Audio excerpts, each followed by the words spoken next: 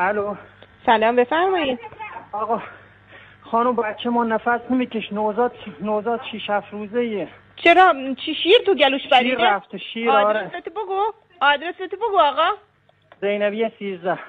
دست اعزام کردم زینبیه 13. این کارای دیگه هم انجام بده. نگاه کن آقا، بشین روی صندلی یا روی حالت مبلی چیزی، پاتو دراز کن. خب نشستی، بچه رو بذار رو کف دستت. خب بین دوتا انگشت شست تا اشاره چونشو بذار اینجا. خب یه کوچولو بکش به سمت پایین. خب سرش به سمت پایین باشه، با کف دستت محکم به پشتش ضربه بزن، محکم بزن. نگاه، سرش به سمت پایین باشه. متوجه پوزیشنی گفتم شدی؟ بله. ضربه بزن، محکم بزنی، سرش به سمت پایین. آقا خودت این کار انجام بده، محکم بزن، محکم بزن. آمبولانس اعزام شده، میخوام تا آمبولانس میرسی کار انجام بدی. برنگشت. گریه کرد. باز خدا.